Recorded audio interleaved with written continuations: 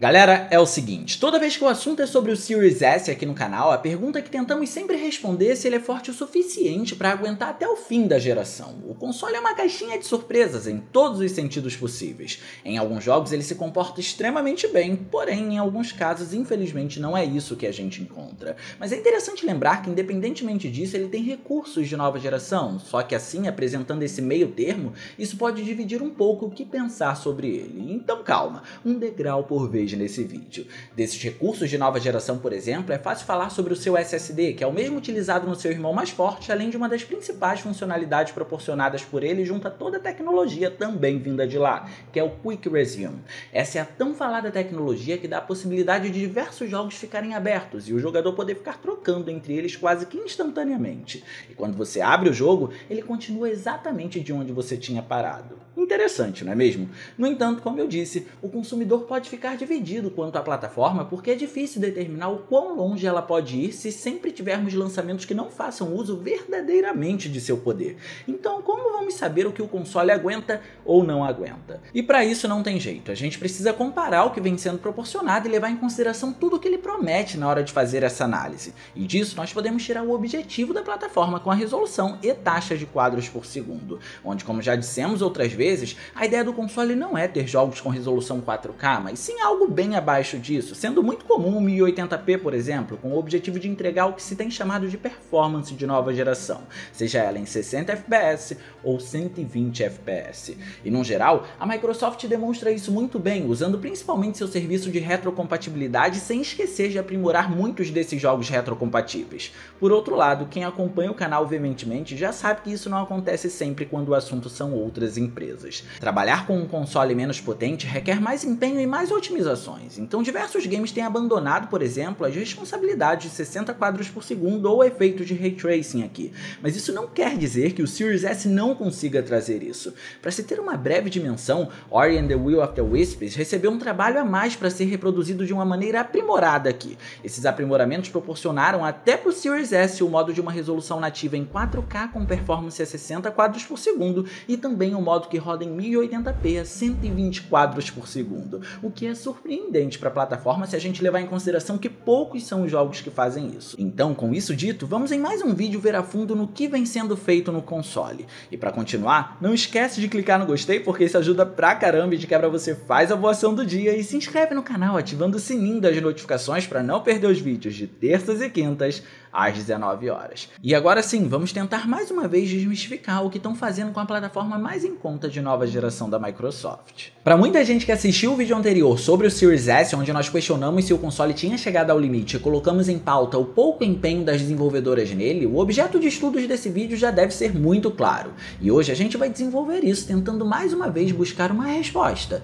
Só que para chegar no caso que eu quero abordar, podemos aproveitar para falar de algo que embasa todo o resto desse vídeo com relação ao poder da plataforma, e foi completamente sugerido por vocês.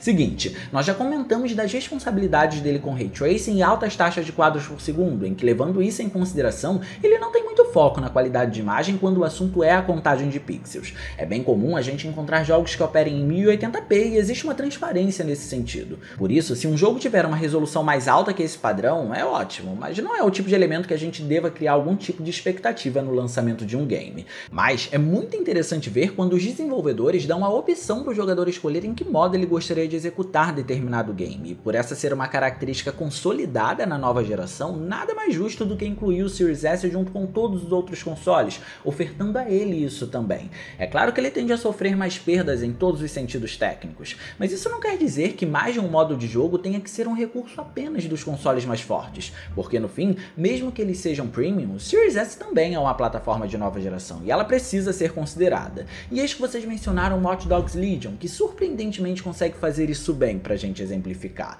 Talvez até seja estranho falar assim com tanta surpresa, mas existe uma explicação. O mundo de Watch Dogs Legion é rico em detalhes e tem um número bem alto de NPCs, além de um trabalho muito bem feito em diversos ambientes internos, o que é curioso para um jogo de sandbox. Então podia ser completamente comum os desenvolvedores dizerem que o jogo era demais pro Series S justamente por isso. Mas acreditem, desde o começo não foi esse o caso. Aqui, mesmo se tratando de um título de mundo aberto, ele já cumpria seu papel no console mais barato da nova geração e trouxe até o Ray Tracing. E logo em seu lançamento, de fato ele foi cravado em 30 quadros por segundo na plataforma, operando em uma resolução de dinâmica que variava de 900p até 1080p, cumprindo apenas uma das obrigações, sendo o foco nos reflexos. Mesmo assim, isso já era o que podemos chamar de suficiente para ele poderia simplesmente ter parado ali. Afinal, o jogo conseguia justificar porque ele não estava rodando com a performance de nova geração quando apresentou o Ray Tracing. Só que não satisfeita, a Ubisoft fez o mesmo que fez com Assassin's Creed Valhalla e lançou um patch para ele em que adere um modo performance para o jogador poder escolher, em que o game vai para 60 quadros por segundo.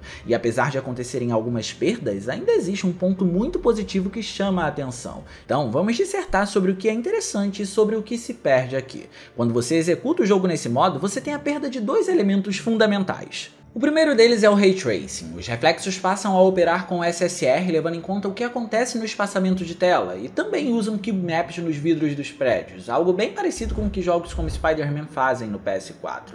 E o Ray Tracing aqui é fundamental porque o jogo foi feito pensando em introduzir a tecnologia na nova geração, e diria que fez isso muito bem. No Series S, a qualidade dele até era levemente inferior quando comparamos com os consoles premium, mas atendia um bom padrão de qualidade independentemente disso.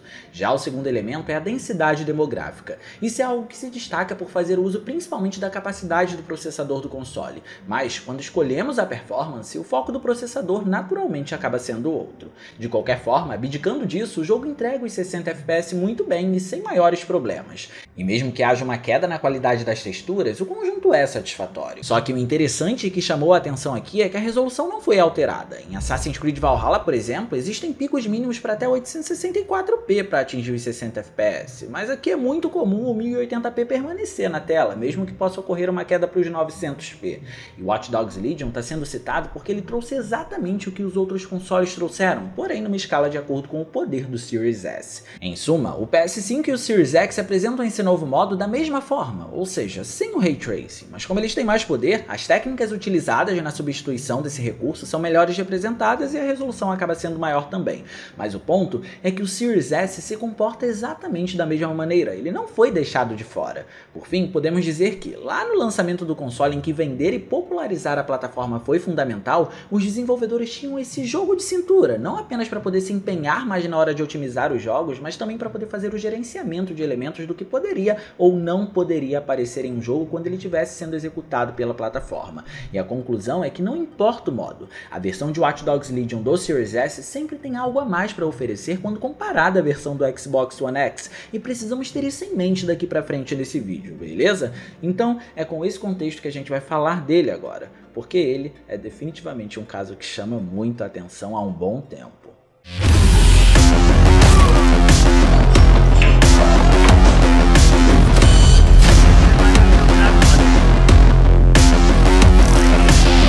It's a city of dreams, and I'm a big dreamer.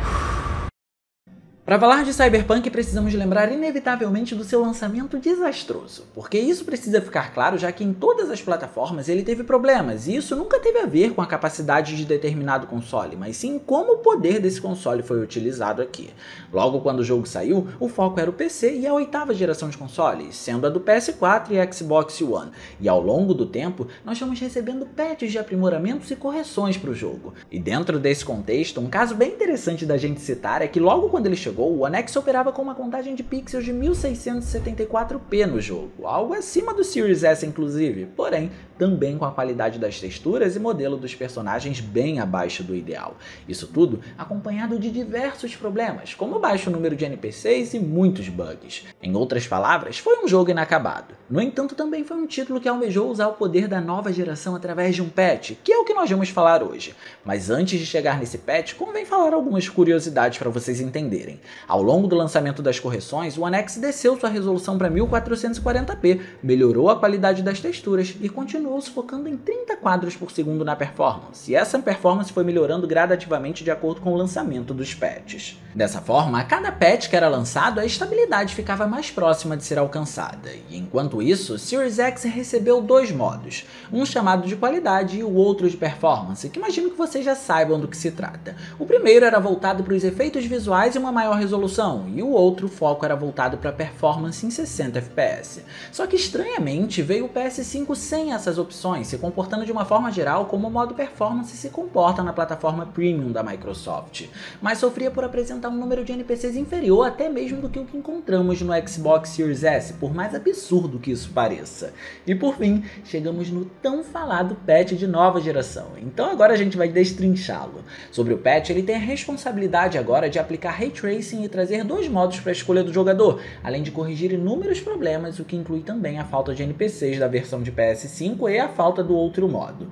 O desanimador, no entanto, é que o Ray Tracing não é tão transformador quanto o que vemos na versão de PC. Aqui, nos consoles Premium, ele só está concentrado nas sombras, e honestamente, esse trabalho, as técnicas mais rudimentares já davam conta tranquilamente, porque de fato foram bem executadas no game. E o que eu quero dizer com isso é que se fosse um Ray Tracing focado nos reflexos, o impacto seria muito maior, porque as superfícies do jogo se focam nisso. É só a gente dar uma olhada na versão de PC que a gente consegue ter um vislumbre dela funcionando. Mas só nas sombras as diferenças são muito pequenas e não é algo que se deva fazer tanta questão no Series S, o que nos leva automaticamente a falar sobre ele. E o que temos? Bem, é um tanto complicado definir, mas podemos dizer que o jogo é ambicioso, porém existem as controvérsias. Aqui ele roda em uma resolução de 1440p na maior parte do tempo e se concentra na performance de 30 quadros por segundo. Isso tudo se isentando de Ray Tracing e esquecendo de ofertar mais de um modo para a escolha do jogador. Mas julgando tudo que a gente já falou de Cyberpunk nesse vídeo e da quantidade de problemas que ele teve, esse seria um bom resultado, já que é um título ambicioso demais, com a maior parte dos problemas agora resolvidos e com a resolução acima do que estamos acostumados na plataforma mais barata. Mas existe um problema que invalida alguns supostos méritos trazidos nessa versão. De fato, o jogo entrega a mesma densidade populacional que as plataformas mais caras, conta com visuais que finalmente estão lapidados e uma taxa de quadros por segundo que mesmo em 30 FPS agora é estável. O problema é que muito disso a gente já encontra no Xbox One X. É claro que a verdade precisa ser dita, então sim, no Series S a densidade demográfica é relativamente superior, existem alguns poucos elementos a mais no cenário e o Draw Distance foi aprimorado. Mas se olharmos de um ponto panorâmico, a gente não encontra uma diferença substancial entre as duas plataformas e que justifiquem, por exemplo, a troca de um Xbox One X para um Series S nesse caso. E por isso eu fiz muita questão de detalhar que o Watch Dogs Legion consegue trazer diferenciais em seus modos, porque no fim, muita gente compara o One X com o Series S na hora de comprar, e com uma demonstração dessa, se um One X for visto mais em conta, por que eu compraria um Series S? Entende o que eu quero dizer?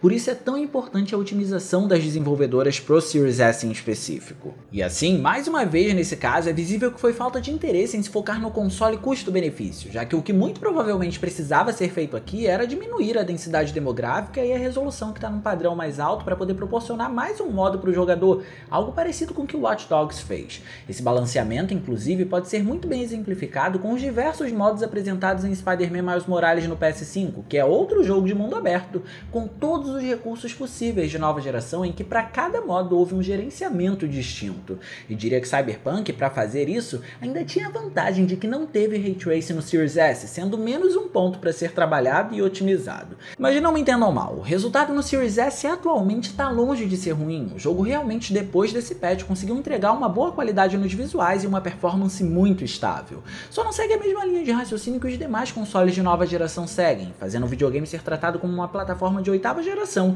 ao invés de usufruir melhor de seu poder e gerenciar seus recursos. Mas bem, me conta aí a sua experiência com Cyberpunk ou o que você acha dele. Eu quero ler a sua opinião aí no campo dos comentários, beleza? E no mais eu vou ficando por aqui. Eu espero muito que vocês tenham gostado desse vídeo. Se vocês gostaram, não se esqueçam de clicar no gostei, porque isso ajuda pra caramba e de quebra você faz a boa ação do dia. E se inscreve no canal ativando o sininho das notificações para não perder os vídeos de terças e quintas às 19 horas. Minhas redes sociais vão estar aparecendo por aqui, se vocês quiserem trocar uma ideia, sou todo ouvidos. Era isso, um grande abraço e a gente vai se ver na próxima.